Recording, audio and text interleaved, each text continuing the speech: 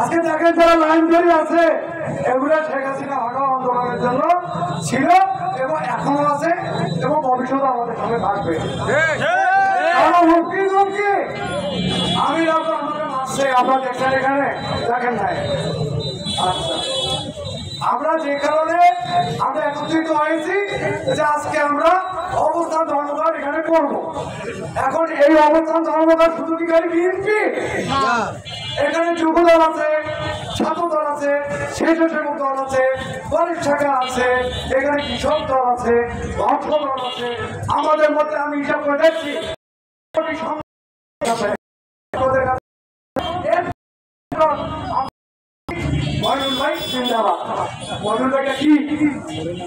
আমি বলি আজকে আমাকে কান্না করতে হচ্ছে। আমার চাচা কেন এটাকে জায়গা দিয়ে গেল? চাচা বরং হামিদুর রহমান যাকে চেনে না, যদি বলা যায় যে বিএনপি হামিদুর, তারা সবাইকে ঠিক আছে। আর আপনারা এত চিল্লাইলেন, আপনাদের কথা আমরা শুনছি। হামিদুর এখানে যদি মানা না যাইতো, হামিদুর যদি এখানে থাকতো, হামিদুরের বলাটা মানে ইয়াটা আমরা মানতাম। আজকে কে আমাদেরকে ঢুকাইছে? ওই হামিদুরের হাত ধরে আপনারা ঢুকছেন। আমি তার ভাষাতে এখানে পড়ে যাচ্ছি, আজকে আমি বক্তব্য দেবো না। হামিদুর যে দীর্ঘদিন অসুস্থ পড়েছিল, আপনারা যে এত বড় বড় কথা বললেন, আমি তো বলছি যে আমি 0.5 ছাড়ি আমি যাবো না। আমি ইচ্ছা করলে আমি কৈফিয়ত দিতে পারতাম যে আপনারা কোথা থেকে আসছেন, আপনাদের দলের পরিচয় কি, আপনারা কোন ফ্যামিলির ছেলে, এগুলো আমি নিতাম।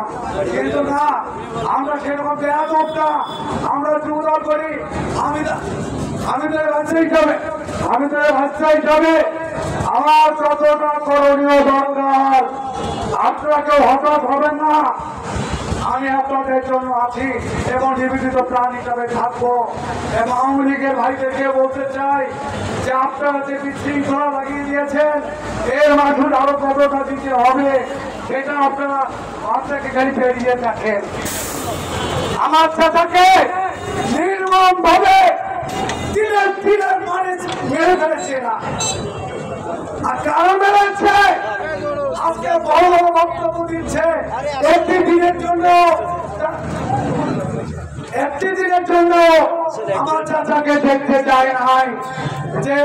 যে হামিদুর জলঢাকার বিএনপির প্রাণ, যে ছয়দলীর চাচা আজকে এই বিএনপির প্রাণ এবং ফাউন্ডেশন, সেই ফাউন্ডেশনকে তার সন্তানকে এখানে দাঁড়াতে দিবে না, এই অধিকার কার? আমি বলতে চাই এখানে আমরা যারা আছি প্রত্যেকটা আমরা রাজনৈতিক পরিবারের সন্তান। আমরা বলতে পারি আমরা রাজনৈতিক পরিবারের সন্তান, কিন্তু আজকে কাকে চেনে? আজকে যারা বিএনপি পরিবারের সন্তান। অতএব এমডি বাবুকে যে সমস্ত কথা বলা হয়েছে, আমি মনে করি আগামী দিনে আপনারা কেউ বলবেন না। কারণ শহীদুল চাচা জলঢাকা বিএনপি ফাউন্ডেশন, আজকে উনি যদি তৈরি না করতো, আপনার কোথা থেকে আসছেন? আজকে হামিদুল না থাকতো, আপনার কোথা থেকে আসছেন? আজকে শাহজাহান কবি যদি লেনিন না থাকতো, আপনার কোথা থেকে আসছেন? আজকে জাহাঙ্গীর ভাই কিন্তু উপস্থাপনা করলো, বলছে তো 88 সালের কথা বলছে। দেখেন তো 88 সাল আর আজকে 24 সাল, বয়সের কোন মিল আছে? কোন মিল নাই। এখান থেকে বলতে যাও যাও যাও, এটা কি পলিটিক্যালি ভাষা?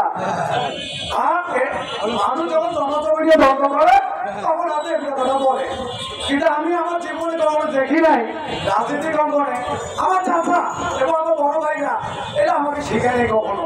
আমি কিন্তু আর পাগলা চলা কিন্তু আমি বলতে আসছিলাম যে ভাই সংক্ষিপ্ত